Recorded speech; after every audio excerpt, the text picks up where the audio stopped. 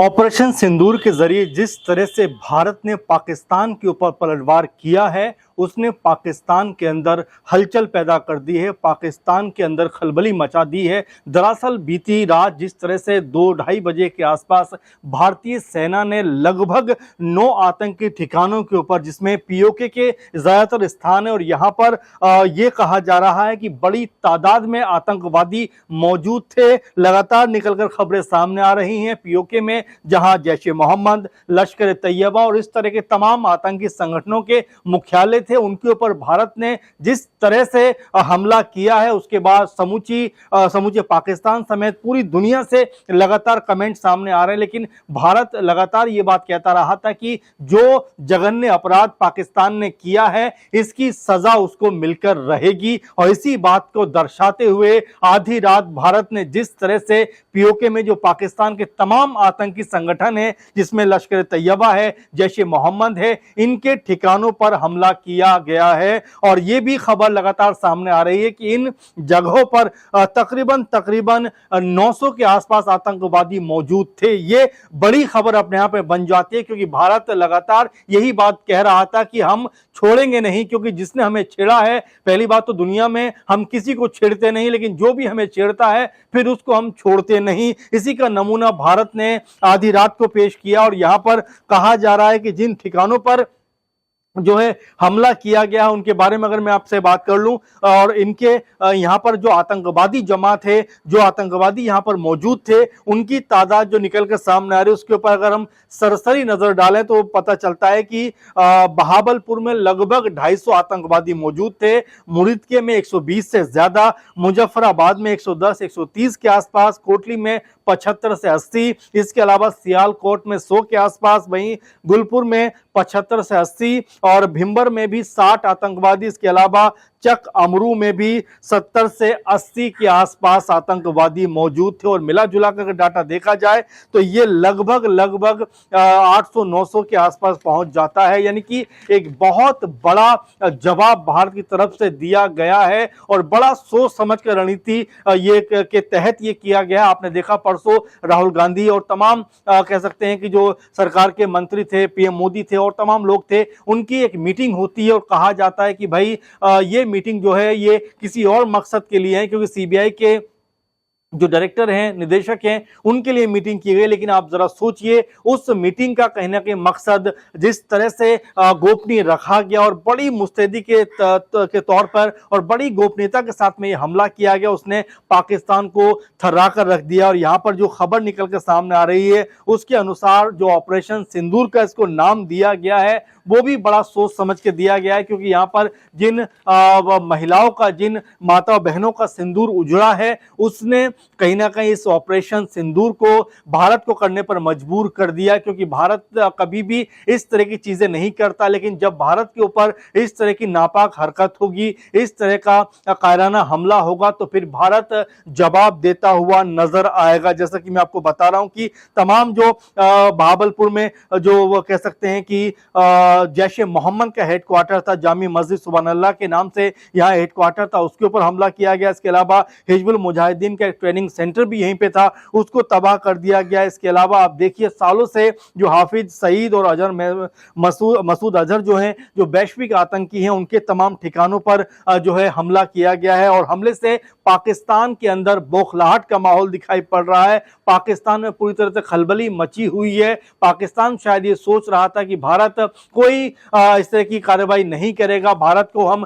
गीदड़ भभकी देते रहेंगे और भारत कुछ नहीं करेगा। लेकिन भारत ने जिस तरीके से, आप देखिए जरा, 22 तारीख को ये हमला होता है, 22 अप्रैल को हमला होता है, और आज हम बात कर रहे हैं 7 मई में, यानी कि 14 से 15 दिन का समय भारत सरकार ने लिया। और तमाम सेनाओं के जो अध्यक्ष हैं, उनके साथ मीटिंग होती रही। तमाम जो सेना के कह सकते हैं कि करता धरता है सेना को के मजबूत स्तंभ में, उनके साथ में सरकार बैठती रही। कल भी मीटिंग हुई, कल भी अजीत डोभाल जी साथ थे और तमाम तरह की बातचीत हो रही थी। लेकिन हर कोई ये मानकर चल रहा था कि भारत शायद अब अपने कदम पीछे हटा ले, क्योंकि आपने देखा इससे पहले चाहे सिंधु का पानी रोकने की बात हो या और तमाम जो है ट्रेड के जरिए, जो व्यापार के जरिए आदान प्रदान, वो बंद करने की बात हो, और वैश्विक स्तर पर कहीं ना कहीं पाकिस्तान को घेरने की बात हो, इसको लेकर ये माना जा रहा था कि भारत शायद यहीं तक सीमित रह जाए जाएगा। लेकिन जिस मुस्तैदी के साथ में भारत ने इस पूरे मामले को अंजाम दिया है, इस पूरी घटना को अंजाम दिया है और हमला करके पाकिस्तान की जड़ों को हिलाने का काम किया है,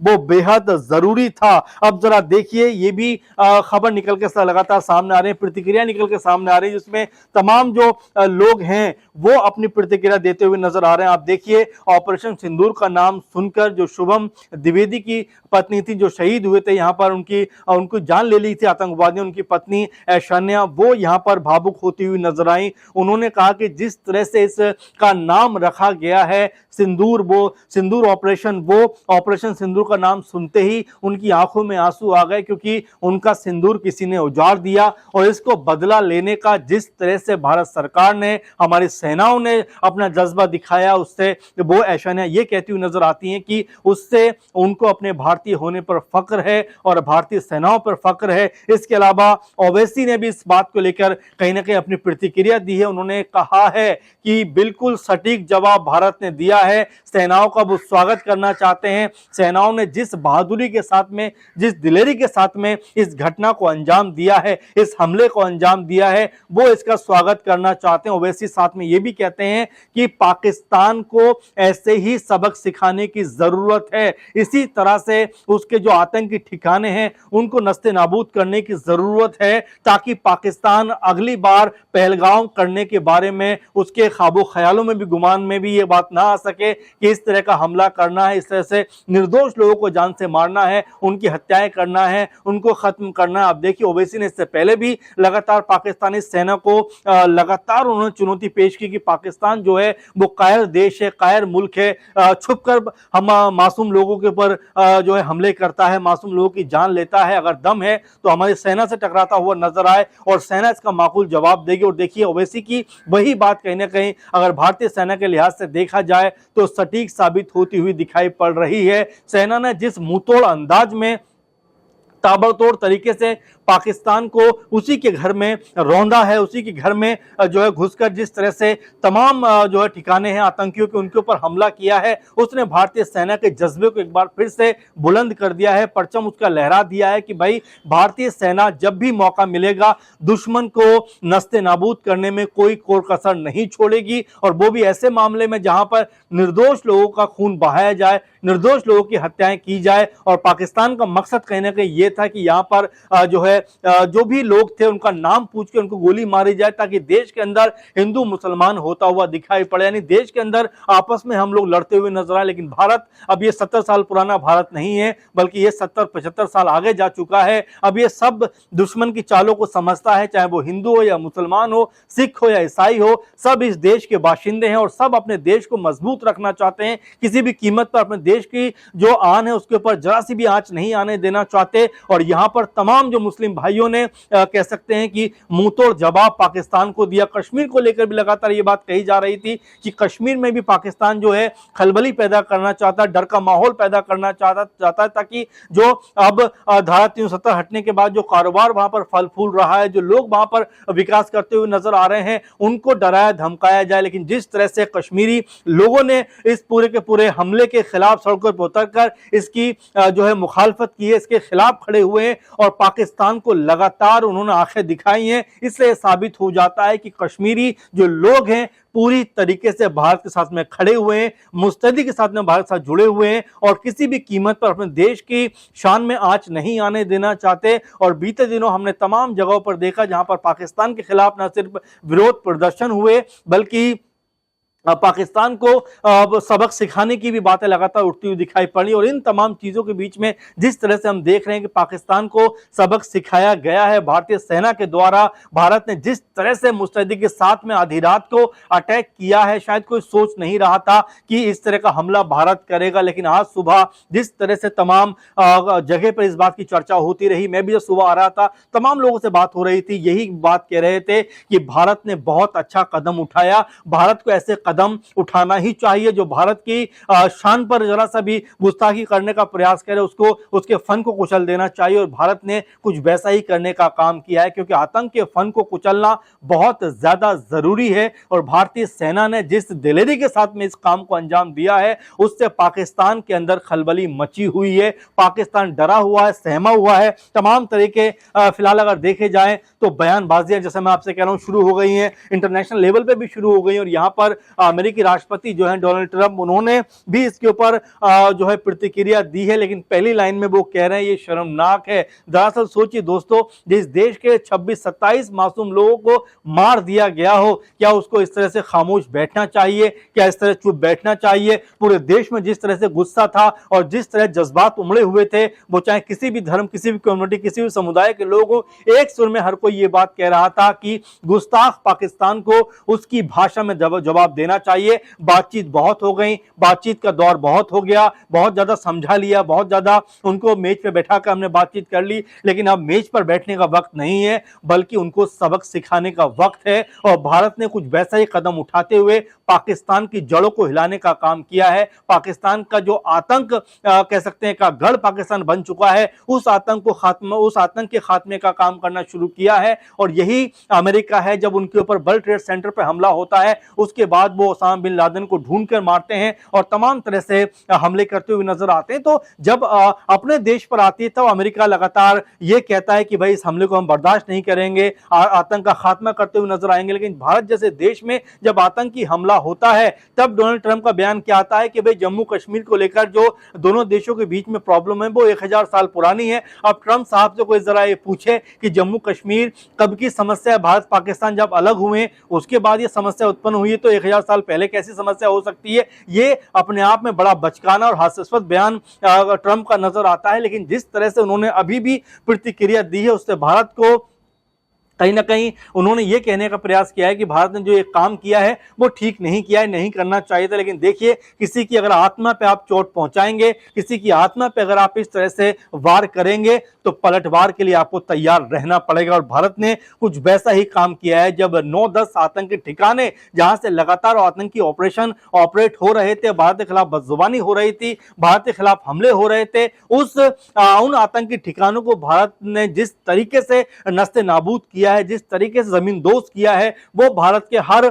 नागरिक के लिए कहीं ना कहीं इस समय उत्साह का विषय है। कि हर आपने देखा होगा कि 22 तारीख को जब ये पूरा का पूरा मामला सामने आया, और देखिए आप जरा देखिए कि वो भी 2-2:30 बजे का वक्त था दोपहर का, और ये ठीक रात का 2-2:30 बजे का वक्त है। तो वो समय के हिसाब से भी जिस तरह से इसको अटैक किया गया है, तो ये बताने का प्रयास किया गया है कि जिस समय और जिस वक्त आप जो इस तरह का काम करोगे उसका बदला भी हम उसी वक्त लेते हुए नजर आएंगे। और पीएम मोदी की अगुवाई में भारत सरकार ने जिस तरह से इस काम को अंजाम किया है उसको लेकर विपक्ष ने भी ये कहा है, एकजुट होकर कहा है कि हम सरकार के साथ में पूरी ताकत के साथ में खड़े हुए हैं। क्योंकि ताकत का मामला इसलिए भी है कि भारत में राजनीतिक तौर पर भले ही एक दूसरे से डिफरेंसेस हों, भले ही एक दूसरे के साथ में जो है बहुत सारी वैचारिक मतभेद हों, लेकिन जहां देश की बात आती है पूरे का पूरा मुल्क, पूरे के पूरे देश के बाशिंदे एक साथ आकर खड़े हो जाते हैं। चाहे वो पॉलिटिकल पार्टियां हो या तमाम जो है नागरिक हों, वो एक सुर में यही बात कहते हैं कि भारत की अगर आत्मा पर चोट पहुंचाने का काम किया गया है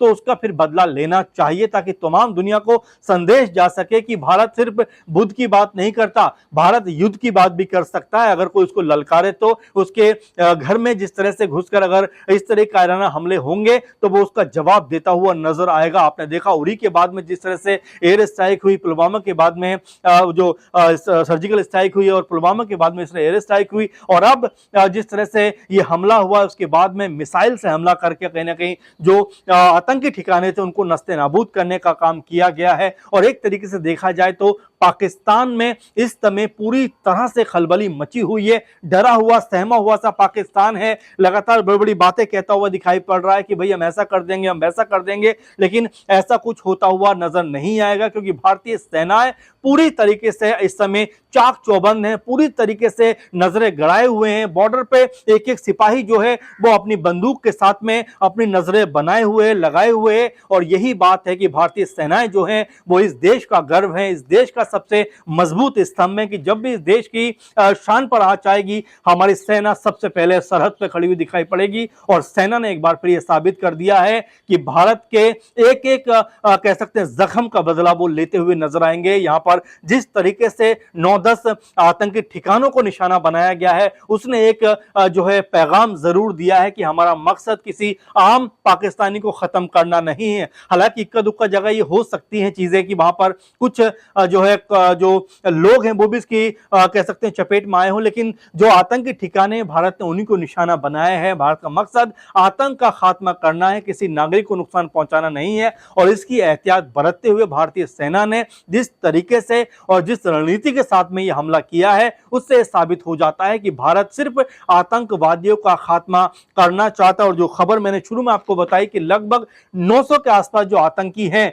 वो इस पूरे के पूरे मामले में, इस पूरे के पूरे जो हमले में कहीं ना कहीं वो मौजूद वहां पर नजर आए हैं। अब अगर उनकी मौजूदगी वहां पर रही है तो कितने लोग मारे गए हैं, कितने लोग बचे हैं, कितने लोग खत्म हो गए, कितने लोग जख्मी हुए, इसका डाटा आना अभी बाकी है। लेकिन सरसरी तौर पर अगर देखा जाए तो पाकिस्तान में जिन जगहों पर यह हमला हुआ, अगर वहां पर 900 से 1000 के आसपास अगर आतंकी मौजूद थे, तो आप ये मानकर चलिए कि बड़ी तादाद में यहां पर आतंकवादियों का खात्मा हुआ है। अगर हमारे यहां पे 26 जो लोगों को इन्होंने जान ली है, 26 लोगों को मौत के घाट उतारा है, तो उसके कई गुना पाकिस्तान को इसका भुगतान करना पड़ रहा है। क्योंकि यहां पर 900 आतंकी अगर मौजूद होने की खबर है और मिसाइल से हमले हुए हैं, तो आप जरा सोचिए पाकिस्तान में इस समय किस तरह का आलम होगा। इन आतंकी ठिकानों को किस तरह से पूरी तरह जमींदोज कर दिया गया होगा, किस तरह से आतंक का सफाया कर दिया गया होगा। और इसी बात को लेकर पाकिस्तान समेत तमाम जो उनके जो लोग हैं, खासकर जो दहशतगर्दी को सपोर्ट करते हैं, उनके अंदर खलबली मची हुई है। पहले भी ये बात कही जा रही थी कि भाई परमाणु हमला कर देंगे, हम वैसा कर देंगे। और यहां तक कि जो बिलावल भुट्टो हैं कह रहे थे सिंधु में अगर पानी नहीं छोड़ा गया तो यहां पर हम खून की नदियां बहा देंगे। इस तरह की तमाम गीदड़ भभकियां दी जा रही थी। लेकिन भारत अपने आप को मजबूत करता रहा, तैयारी करता रहा। और रात में जिस तरह से पाकिस्तान के ऊपर हमला किया है, उसने साबित कर दिया है कि भारत जो है रणनीति के साथ में तमाम तरह की योजनाएं बना रहा था। उसमें तमाम विपक्षी लोग भी शामिल थे। आपने देखा कि सर्वदलीय बैठक हुई, उसमें राहुल गांधी समेत तमाम विपक्षी लोग वहां पर मौजूद थे। इसके बाद आपने देखा परसों भी एक मीटिंग हुई जहां पर राहुल गांधी, अजीत डोभाल और तमाम तरह के लोग वहां पर मौजूद थे।